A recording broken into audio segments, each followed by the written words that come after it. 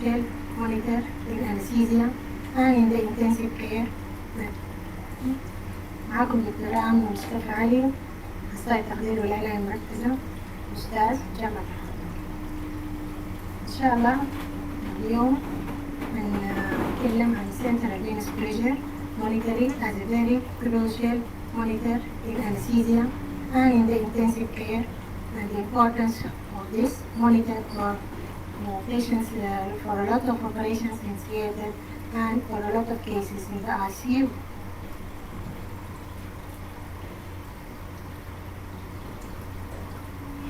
To start with, we use central venous pressure monitoring in theater for most of the major operations. Few operation factors and there are patient factors.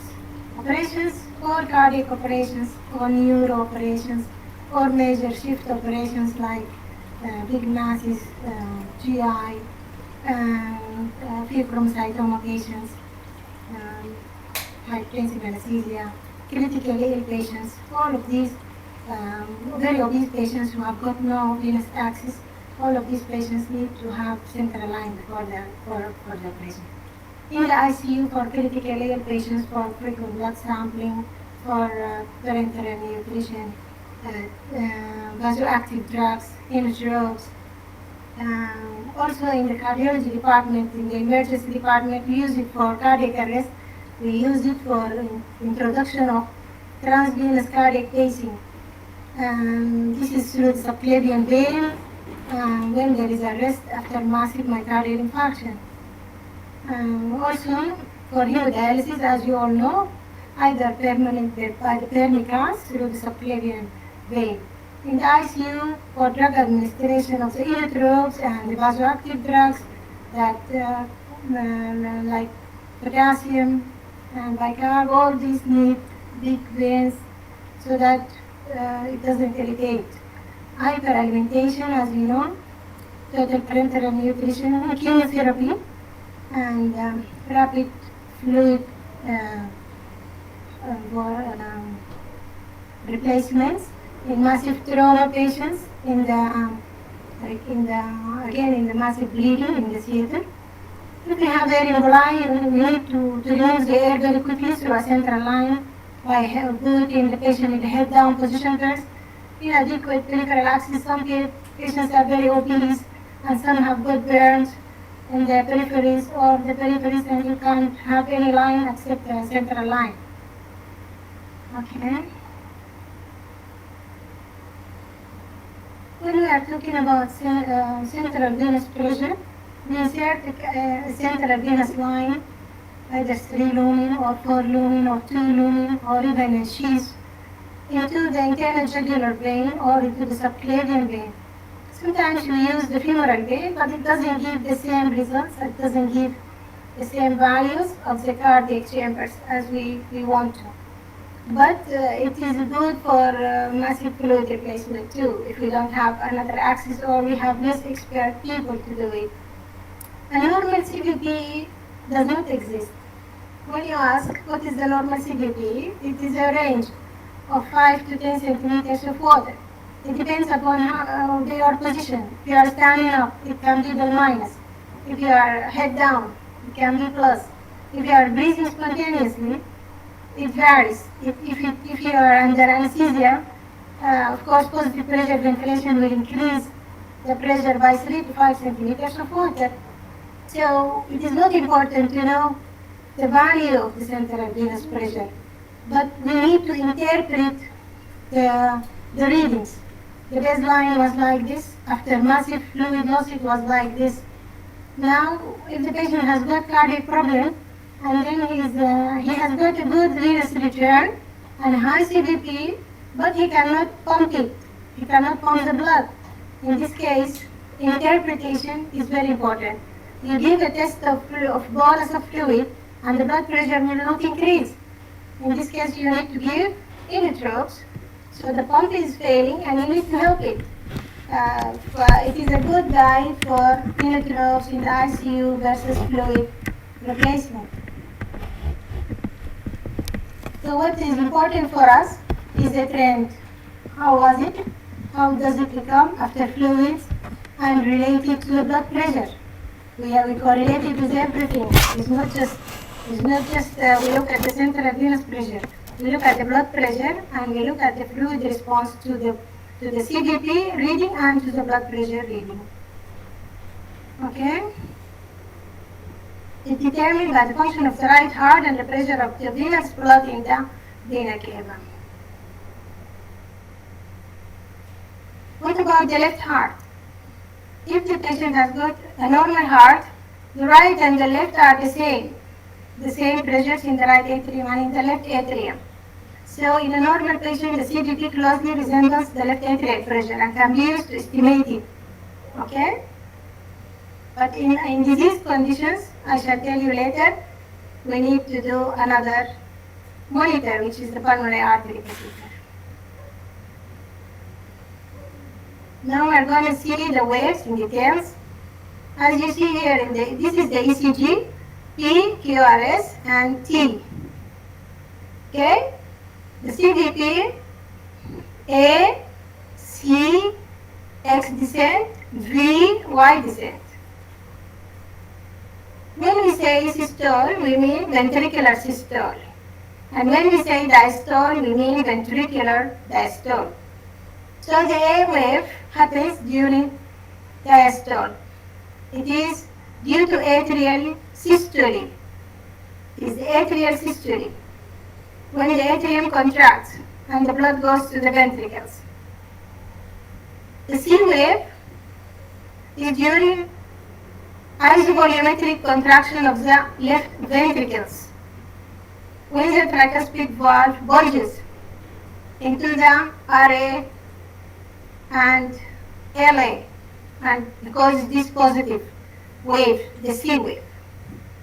The X wave is the first negative wave due to geometrical pulling of the atrioventricular valves downstairs due to atrial ejection, ventricular ejection and pulling of the chordae tendineae. And then at the end of systole, ventricular systole, the valve starts to open and the atrial valves open and the atria start to fill up with blood. At the beginning of ventricular diastole, the AV valves will open and the blood will flow into the ventricles. This is the Y descent. Let us move to the next slide. You see it in a better, more clear. So the A wave is caused by the atrial contraction and it follows the P wave of the ECG. It is at the end of diastole. It corresponds with the atrial kick which causes filling of the right ventricle. It contributes to 23 to 30% of the cardiac output, this atrial kick.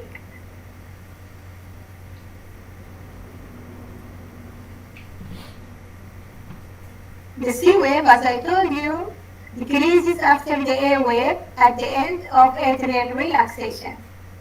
The C wave is due to isovolumetric right ventricular contraction which closes the tricuspid valve and causes it to flow back or to bow back into the right atrium. It occurs in early systole after the QRS of the ECG. Early systole. As I told you, systole is ventricular systole. The X descent. It is the atrial pressure continues to decline due to atrial relaxation and changes in geometry caused by ventricular contraction. It is a mid-systolic event and it is called systolic collapse in atrial pressure. Systolic collapse in atrial pressure. The V wave, the third positive wave in the CVP tracing, it is due to increase by filling of the atrium with blood from the vena cava. It is at the end of the systole. It occurs in late systole with the tricuspid still closed. So there is filling of the atrium and the tricuspid is still closed. It occurs after the T wave, which is the repolarization wave of the right of the ventricles.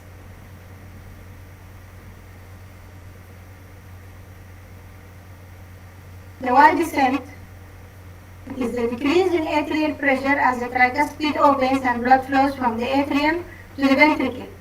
So this is the emptying of the atria into the ventricle that happens during ventricular diastole. Diastolic collapse in atrial pressure.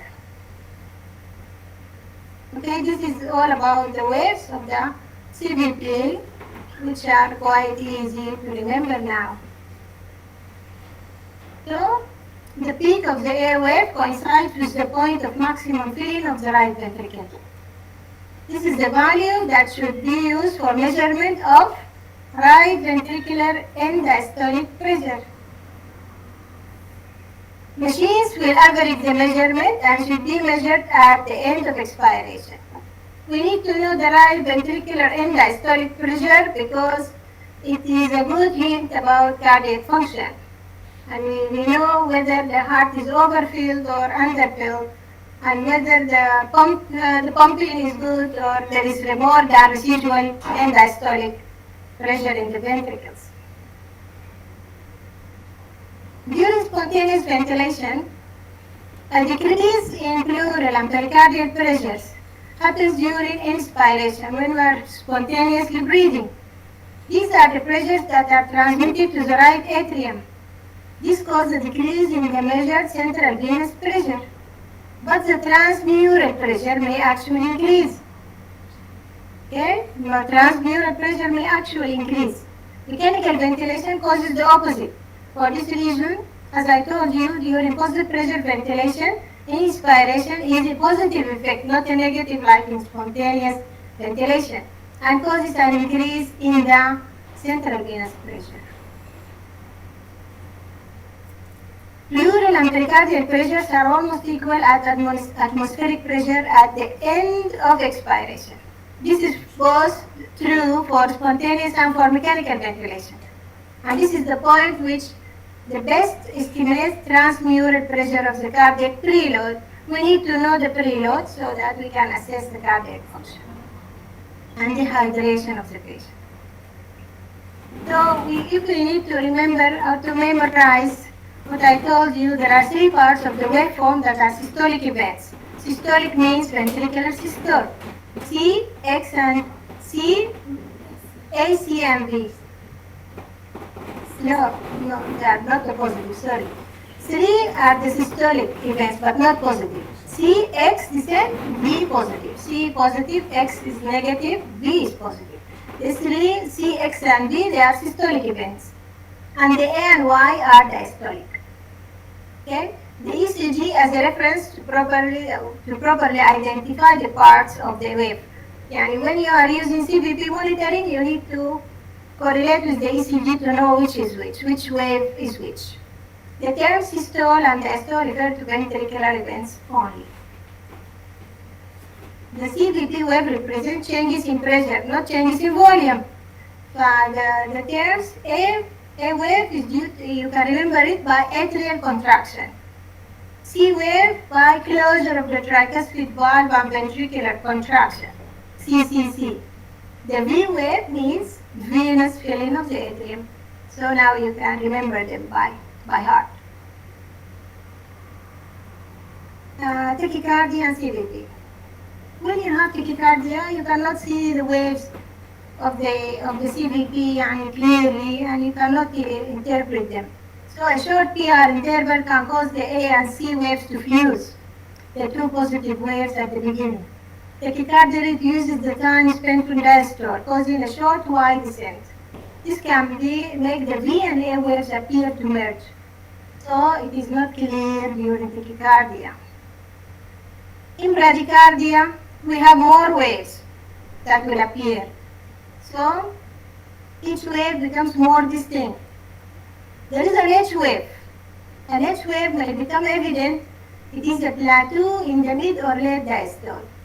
As you see here, the A, the C wave, the X descent, the V, the Y descent. After the Y descent and before the A, we have an H wave. This is in bradycardia that it happens. It has little clinical significance, but if you find it, don't bother about it. Now we are going to give you a few examples how the CVP appears during atrial fibrillation, during junctional regime, ventricular pacing, tricuspid regurg, or stenosis, precardial constriction, and cardiac tamponade. During atrial fibrillation, the airwave disappears. No atrial contraction or kick. We are losing during atrial fibrillation 30% of the cardiac output. For this reason, we need to reverse this atrial fibrillation. It is jeopardizing the cardiac output of the patient, and it is inviting clots due to stagnation. We need anticoagulants and we need antiarrhythmics. Maybe we need what we call cardioversion. Okay? Awake patient scheduled for cardioversion with sedation and monitoring, and then you give tubes with synchronized voltages. You start with 50, and then you can go up to 100 by the defibrillator using synchronized mode in the ICU. Sometimes it works. The C wave becomes more prominent due to the closed valve. When the atrium contracts against the closed valve, AV valve, then the big A wave comes into the monitor. Because the atrium did not empty, because there is no harmony between the ventricle and the atrium. In junctional regime, what happens? Atrial contraction occurs during systole, when the tricuspid valve is closed. So the blood has no place to go, and the pressure goes high and high, resulting in a cannon A wave, very big A wave, also seen with AV dissociation or ventricular pacing. Cannon wave has got three causes: junctional regime, AV dissociation, or ventricular pacing. Because the transmission in ventricular pacing comes from the ventricle, not to contraction, the trigger to contraction, not from the atrium. Here is the figure for tricuspid regurgitation. As you see, the right atrium gains volume during systole, so the C and the V wave is much higher. The right atrium sees right ventricular pressures, and the pressure curve becomes ventricularized. I shall show you in a few minutes the ventricular wave in the central venous pressure. How it looks like. It looks like this one exactly. Systole and diastole, systole and diastole. It is ventricularized because there is no boundary between the atria and the ventricle, because the valve is open, it is regurgitant. When the ventricle contracts, all the pressure is transmitted into the atria. So the A wave and the C wave are very tall. Tricuspid stenosis is the opposite. So the problem is atrial emptying and a barrier to ventricular filling on the right side of the heart, meaning that the CVP is elevated, so it is more than normal. And the A wave is very prominent because it is contracting against a closed valve. The Y descent is muted. There is no Y descent because there is no outflow from the atrium to the ventricle, or very slow outflow. عشان كده Y descent is not very clear. This is tricuspid stenosis.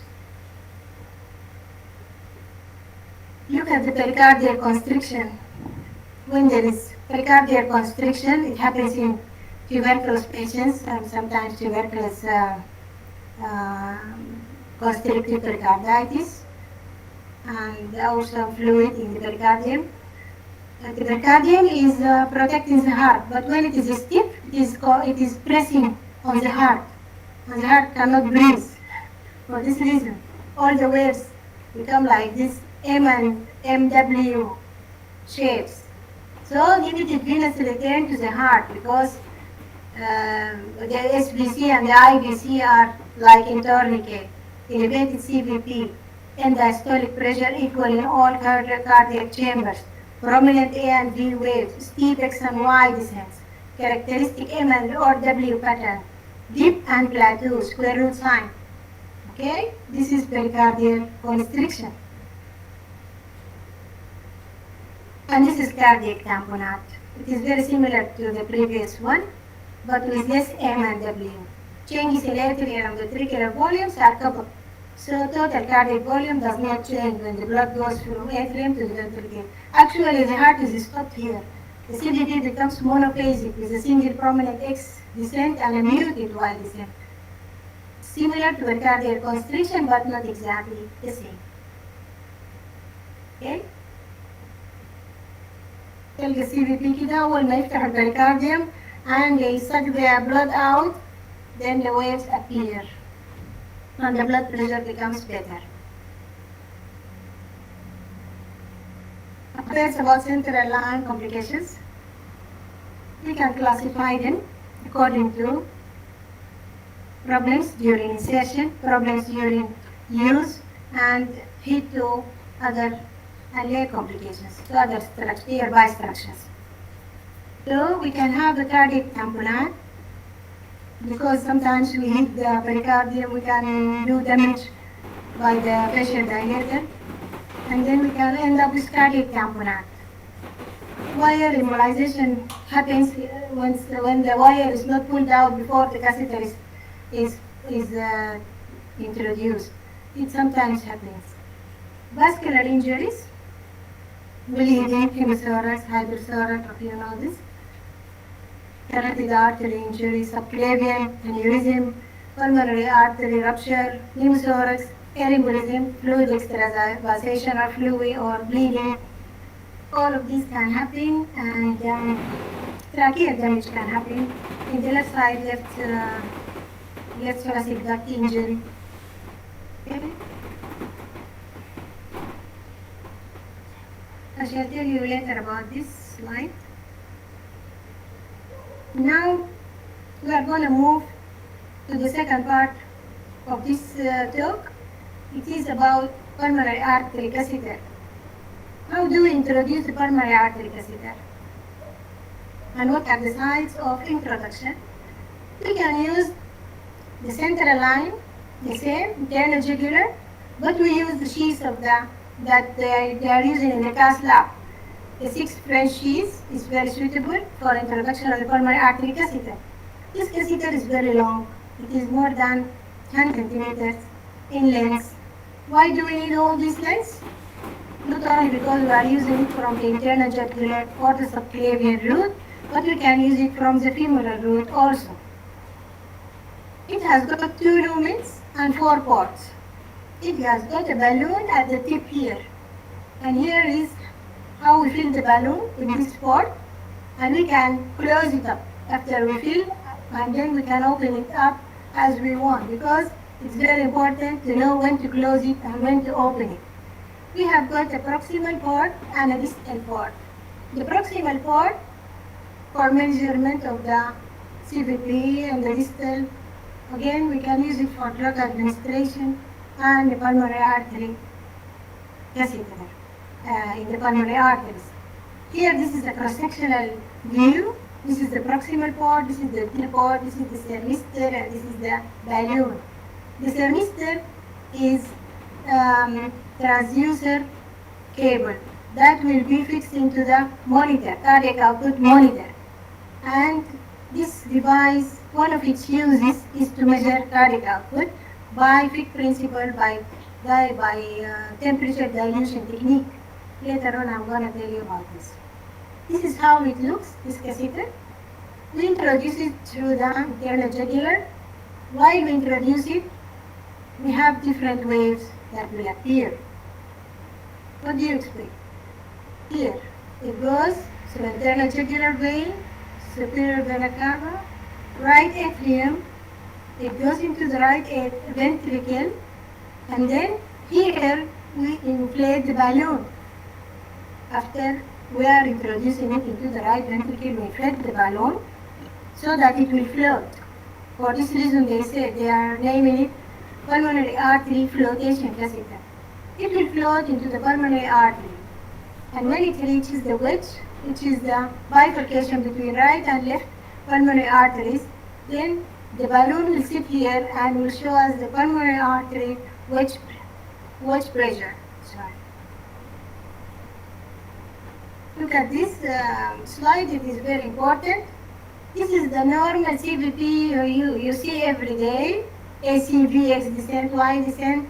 It is here at the right atrium. This is the catheter is in the right atrium. When you see this wave, you know it is in the right atrium. Then when it goes into the right ventricle, what happens? It becomes ventriculized. Systole, diastole, systole, diastole, systole, diastole. And this is the right ventricular wave. When we're using the normal central venous catheter, the long one, sometimes it goes into the RV. When you see this wave in the monitor, you know that you are far down. You are in the RV, not in the RA. And you pull it a little bit outward so that you have an idea about the central venous pressure of the patient. Okay? And then after we go from the right ventricle to the pulmonary artery, the pressure becomes systole, diastole, but not up to 0. It becomes down up to 12, for example, 25, 12, 25, 12. Here it is 5 to 10, for example, CVP. Ventricle 25 or 30 to 0 or 5.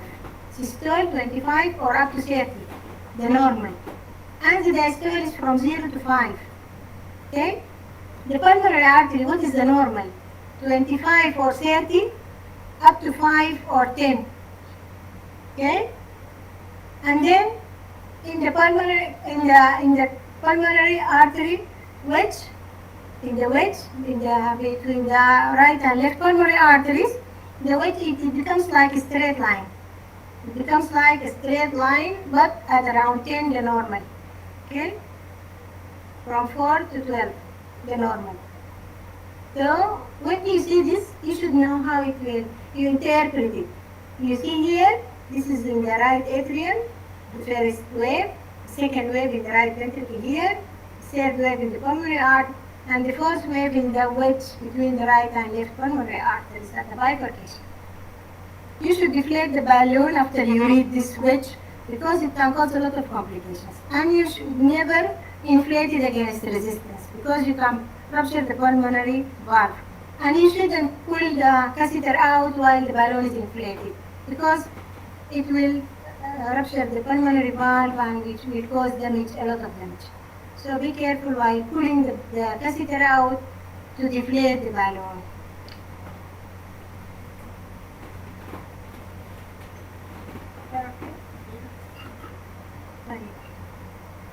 Physiological measurements. Direct measurements of the following can be obtained from the accurately placed pulmonary artery catheter.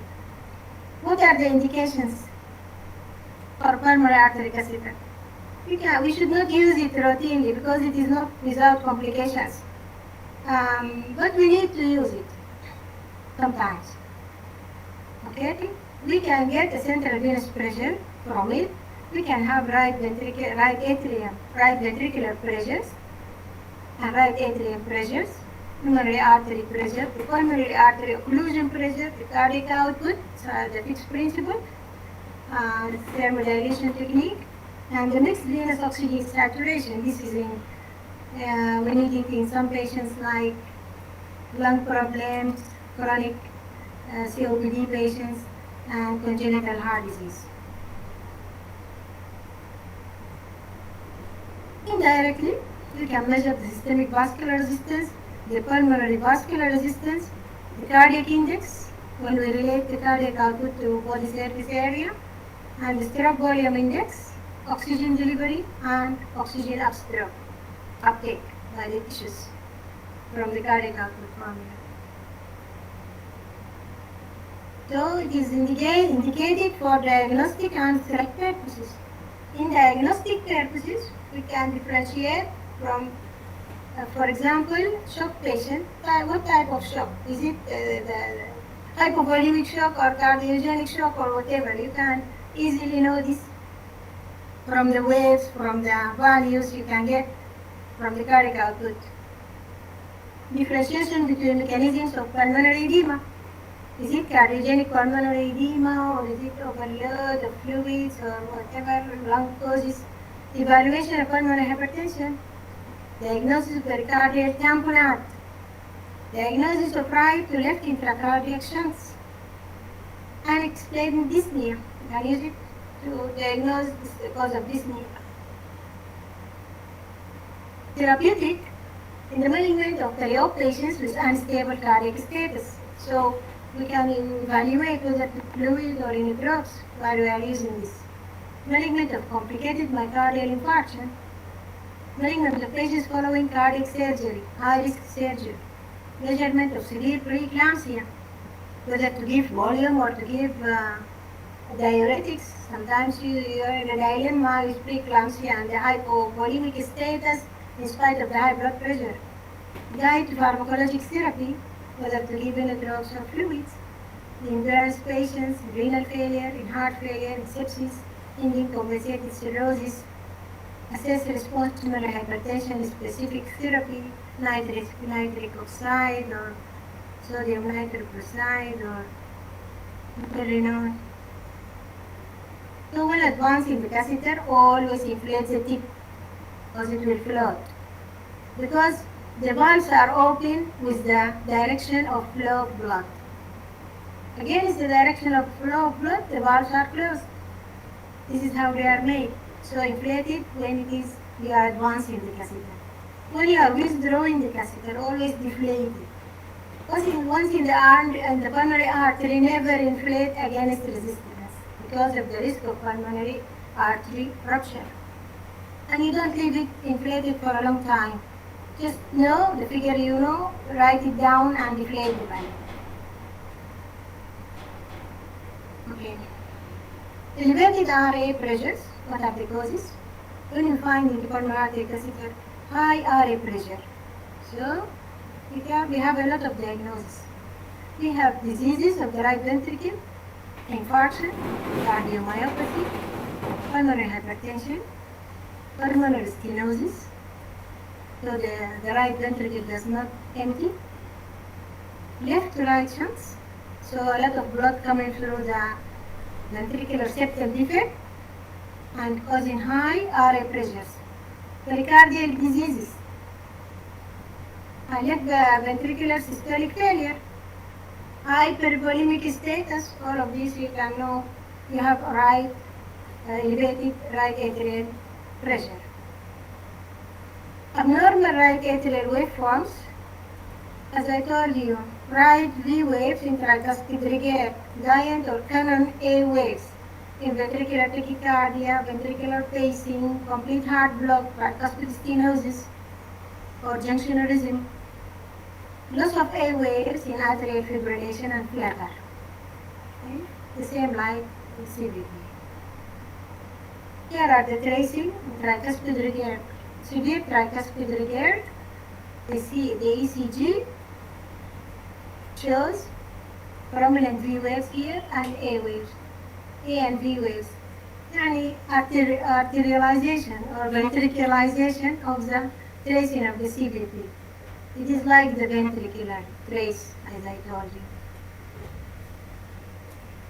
Two pressures are typically measured in the right ventricular pressure waveform. في right ventricle, systolic, it varies from 15 to 25 millimeters of mercury. This is the normal. But the diastole of the right ventricle is from 3 to 12. Okay? So the ventricular waveform is systole, diastole. 25, 12, in 3. It's like this. If you look at the wave in the pulmonary artery catheter here, you see the rapid filling phase, and then slow filling. This is during diastole, and then at the A here, atrial contraction. After the atrial contraction, the end diastole. After that, the systole of the ventricle comes. So end diastole is after the atrial contraction. We see the left ventricular end diastolic volume or pressure, which is very important for us to assess the volume status of the patient and the function of the RV. As a general rule, elevations in RV pressure occur during diseases which increase the artery pressure in the pulmonary valve disorders, and this is affecting the right ventricle itself. Pulmonary vascular and pulmonary valve disorders occur with increased right ventricular systolic pressures. Right ventricular disorders can be due to ischemia, infarction, failure, or increased RV end diastolic pressure, which cause increased RV end diastolic pressure. This is very important for us as clinicians to know. As I told you, the pressures in normal pulmonary artery is systole, the right ventricle 15 to 25, diastole 8 to 15, and mean is 16. The main components of the pulmonary artery is tracing, systolic and diastolic pressure, dicrotic nodes due to closure of the pulmonary valve. Okay? Pulmonary hypertension is caused by a lot of factors. Essential pulmonary hypertension is secondary to heart disease, disease, tetralogy of Fallot, lung disease, primary lung disease, fibrosis, whatever. Chronic venous thromboembolism part causes pulmonary hypertension, or miscellaneous, where the sickle cell anemia goes, another disease. There are the causes, types of pulmonary hypertension. What are the drugs for pulmonary hypertension?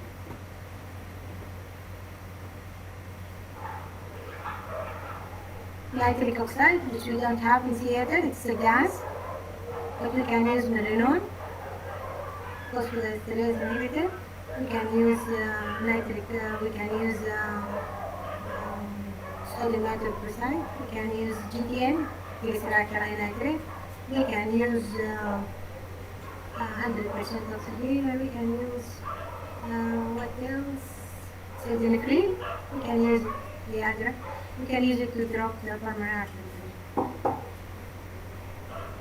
Okay. Increased occlusion pressure due to wedge pressure, pulmonary artery occlusion or wedge pressure. The causes that are factors that cause an increase in this value due to left ventricular systolic heart failure, left ventricular diastolic heart failure. يعني شنو diastolic heart failure؟ يعني the ventricle cannot relax. يسموهم diastolic dysfunction. Mitral and aortic valve disease, hypertrophic cardiomyopathy, hypervolemia, large right to left shunts, BSDs, Eisenmenger, pericardial disease. Okay, cardiomyopathy, hypertrophic. Mitral stenosis in particular causes a lot of problems in the lungs, backflow, and pulmonary hypertension. Okay. This is the monitor when there is severe pulmonary hypertension. This is the ECG. This is the arterial invasive arterial blood pressure tracing. This is the blood pressure is 129/62 with a mean of 86. Then this is the pulmonary artery. This is the pulmonary artery monitoring. So the Swan gas catheter, it reads 74/25 with a mean of 44. 44 is just half the mean in the systemic. يعني it is severe pulmonary hypertension. Half the systemic. Moderate to severe. Okay? Sometimes it reaches systolic. It reaches systemic blood pressure in severe cases. But still this is high. Anything more than 25 to 30 is really high. The CVP is 10. In spite of the CVP being 10, the pulmonary artery pressure is very high, so it is important to have this monitor. You can have a normal CVP, but the pulmonary artery pressure is really high in this case. Okay? Decreased pulmonary capillary wedge pressure happens due to hypovolemia, obstructive shock, due to large pulmonary embolus. So you can have a lot of diagnoses from a low value. You can correlate them with the clinical situation of the patient. You can have abnormal waves like large air waves, in mitral stenosis, in systolic left ventricular systolic or diastolic function, left ventricular volume overload, and MI. And large V waves in MR. Other uses of pulmonary artery catheter, you can detect left to right shunts. You can estimate take blood sample and estimate the mixed venous oxygen, estimation of systemic and pulmonary vascular resistance through calculations. Complications just like the central line, the central normal central line complications, but there are more complications specific to the pulmonary artery catheter. The general complications, some are immediate, some are delayed. In the immediate, you can have the bleeding, the arterial puncture, the air embolism, thoracic duct injury, if it is in the left side, pneumothorax, hemothorax. And the delayed are infection and thrombosis. If you leave it for more than 48 hours, complication rates will rise. Sometimes some complications are related to the insertion itself, which happen also with central line insertion. Arrhythmias, the most common is right bundle branch block, displacement, ectopic placement, that goes out the most good. Nothing, it can, because it's very long, it can have nothing inside the heart. Myocardial valve vessel rupture, can rupture the valves, the heart, any vessel. So it is really not without complications. And complications related to maintenance and use of pulmonary artery catheter, pulmonary artery perfusion, thromboembolism, infection.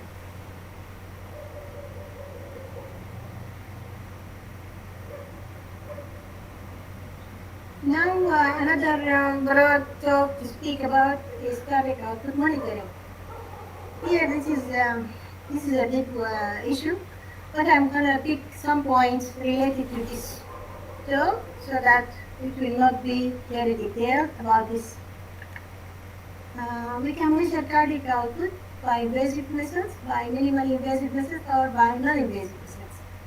Invasive, intermittent, bolus, pulmonary artery serum dilution technique, like the pulmonary artery catheter we use it like this. Intermittent bolus of cold saline, and then we connect the monitor and we measure cardiac output, and after a while the temperature we inject it will change according to the cardiac output with a certain equation. The monitor will measure it and will display the cardiac output. Whenever you want to measure it, you need to inject. Another way is continuous pulmonary artery serum dilution technique through a thermistor that measures it all the time. It needs calibration from time to time. Minimally invasive, like lithium dilution technique. Pulse contour analysis, like Dr. Abdurrahman told you, the PICO and the flow track, esophageal Doppler, the ultrasound, transesophageal echo, this is another way. All these are minimally invasive techniques. The non-invasive partial breathing gas. They measure the amount of oxygen extracted per unit time. This is related by the Stewart-Hamilton equation to the cardiac output. It is a non-invasive technique. Thoracic bioimpedance, bioreactance, electrodes across the thorax, and then they measure the impedance. These are less sensitive. Endotracheal cardiac output monitor, a Doppler method, and photoelectric plethysmography. All are non-invasive but less accurate. Still, the pulmonary artery catheter is one of the best ways of measurement of cardiac output.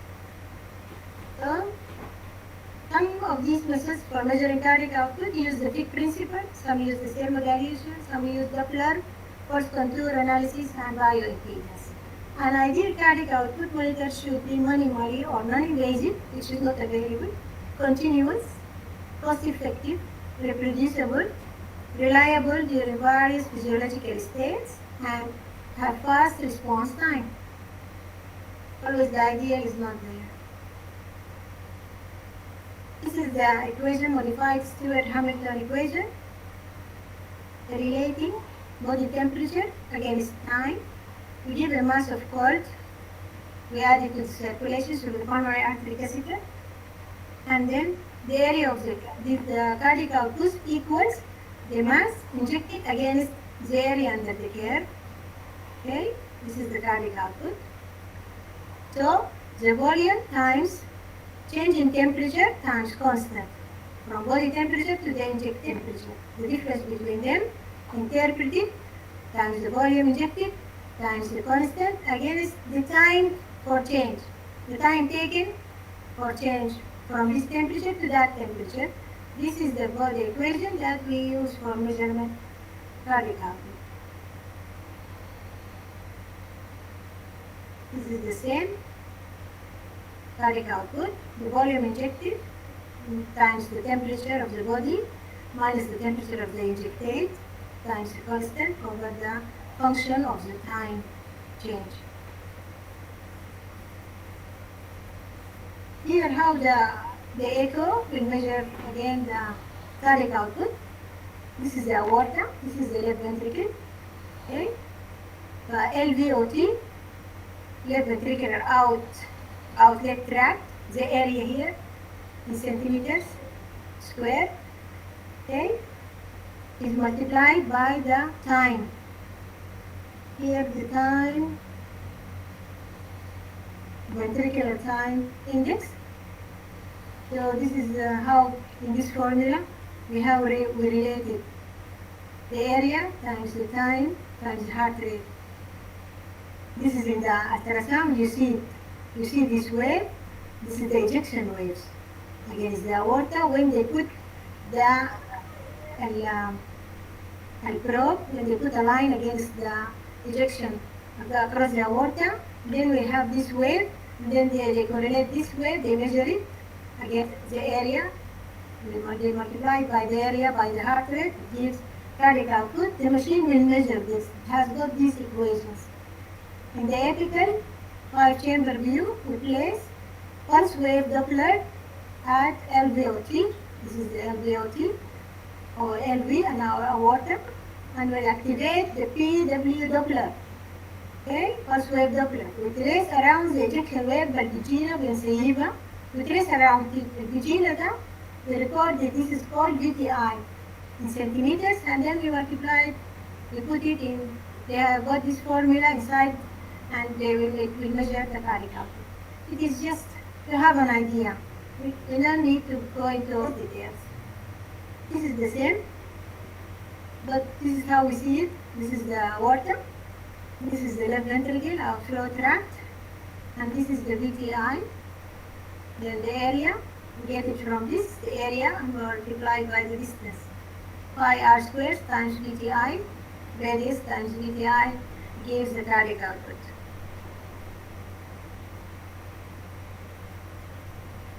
Velocity time index. Okay? Two factors that affect the heart rate. Yani, cardiac output is a function of heart rate and stroke volume. So, any factor that increases the heart rate, it increases cardiac output. And factors that increase the stroke volume will increase the cardiac output. Okay? So, in autonomic nervous sympathetic stimulation, hormones, fitness level, the age, all influence the heart rate. Stroke volume, heart size, big hearts, got the more volume, diastolic volume, more ejection fraction. Fitness levels, gender, contractility, duration of contraction, preload. If your heart is empty, cardiac output is low. The afterload, if you are pumping against, if you are hypertensive, pumping against high peripheral resistance, then the heart will get fatigued and the cardiac output will drop.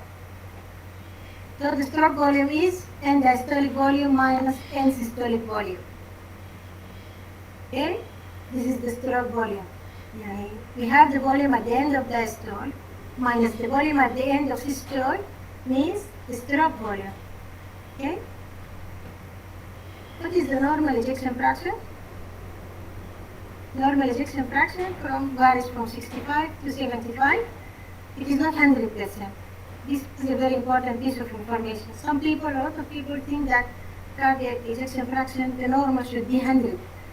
It's 70. It's never 100. So because the heart will not get empty. The ejection fraction is the part of the blood that is ejected from what is there in the end diastolic volume. The fraction ejected from the end diastolic volume. So it is 70%, not more. The moderate dysfunction is from 40, around 40. 35 to 40, and the severe is less than 30. So this is how we evaluate our patients preoperatively and see the echo, and we can assess accordingly. Esophageal Doppler is the same. They put the Doppler in the esophagus against facing the heart, and then they measure the cardiac output from the velocity time index times the area times the heart rate, the same as I showed you. Okay? And it is correlates with the Doppler versus pulmonary artery catheter in 86%, and they have got the same results. Okay? Similar results. Okay? Thank you very much.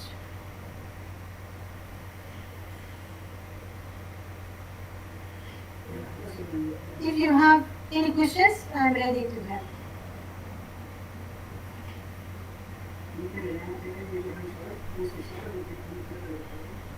Yes, please.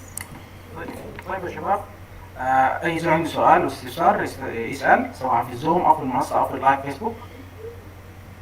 الناس المنصه ممكن يكتبوا لنا، ناس الزوم برضه اي لو حابين تكتبوا لنا اي زول عنده سؤال يكتبوا لنا في منصات التواصل الثلاثه، اي سؤال اي استفسار في الزوم او في منصه تعليم مجلس التخصصات او في اللايف فيسبوك.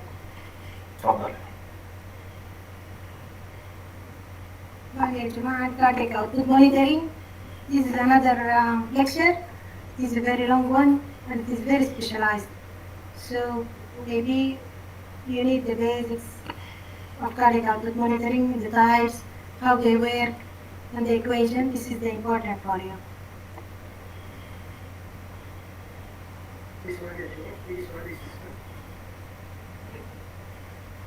السؤال هنا ده زول بيسأل بيقول how far could echo affect the need for swan gas in real life?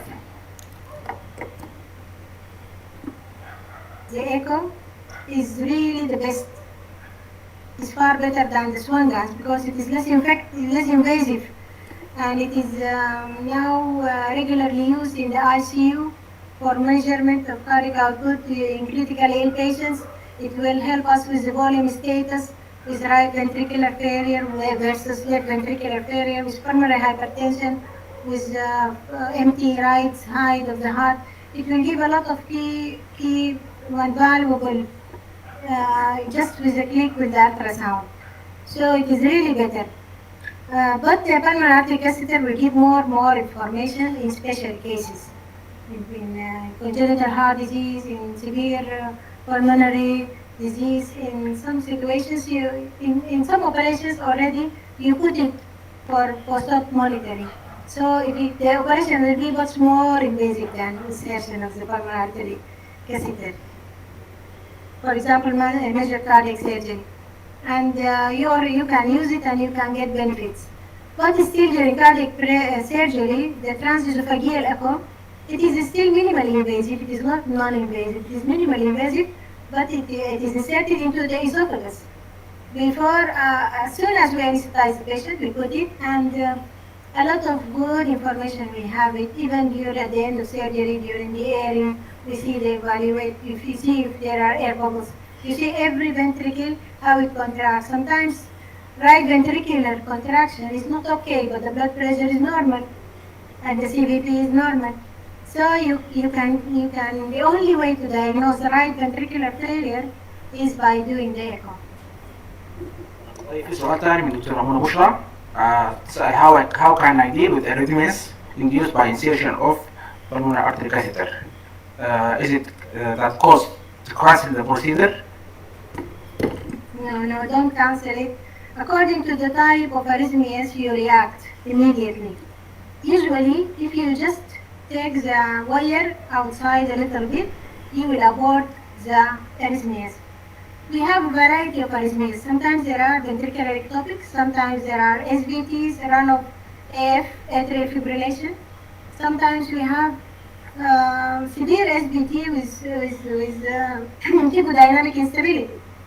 So accordingly, you can react, you can respond. You can start with drugs. You draw the catheter outside a little bit, try not to move it much, and until you manage the arrhythmias. And then you give lidocaine to start with, and fluids, and you see if there is no response and there is severe hemodynamic instability and there is SVT with blood pressure 60 over 40 like this, you can give a synchronized DC shock and help the patient. The patient needs the monitor and you need to put it, but it isn't without complications. Rarely we have these severe complications that need defibrillator. In my lifespan, maybe I saw it once. We used the defibrillator in severe aortic stenosis, and we were putting the central line. I was observing somebody else was putting central line in an awake patient in theater. Fortunately enough, we were in theater.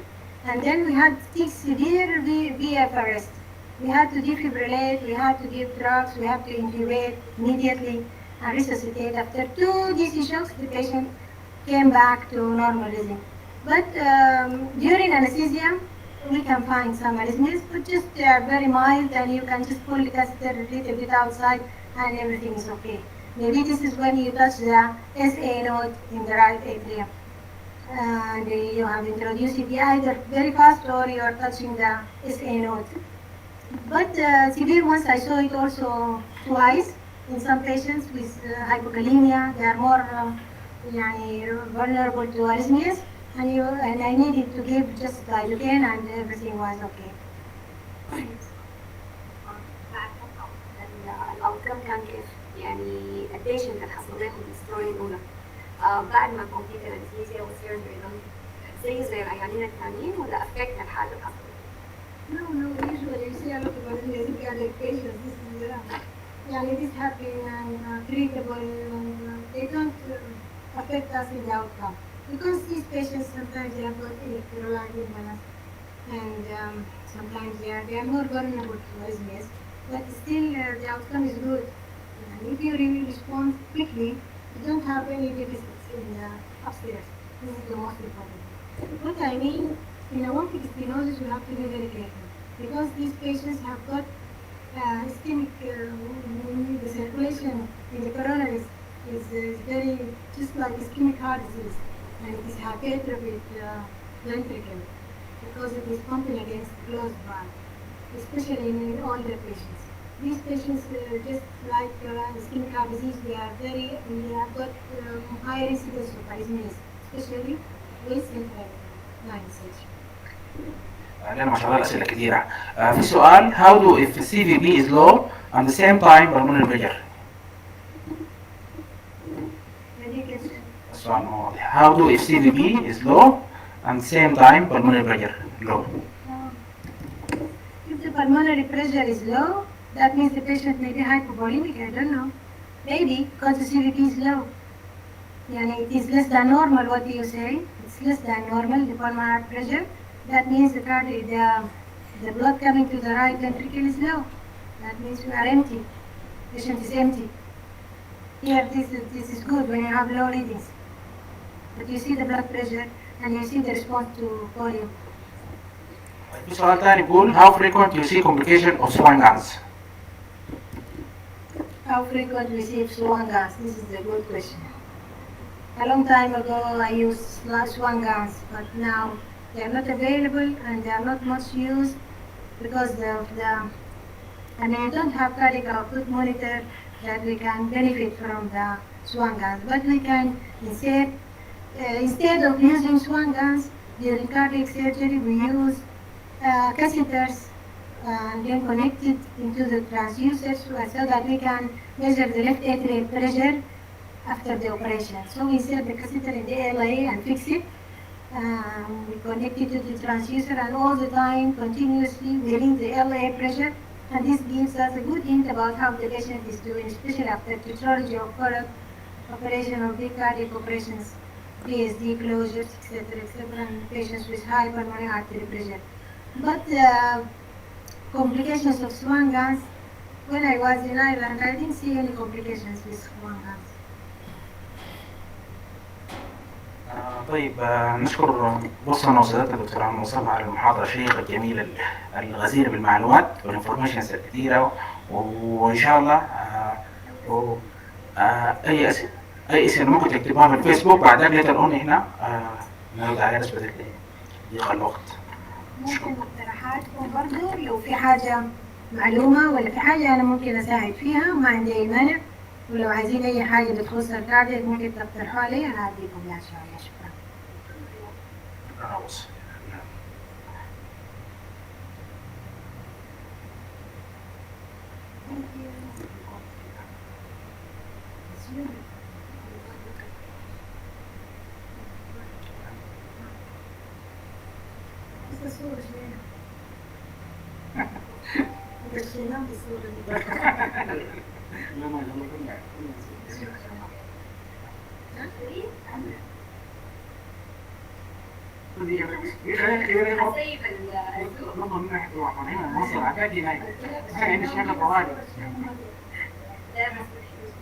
لا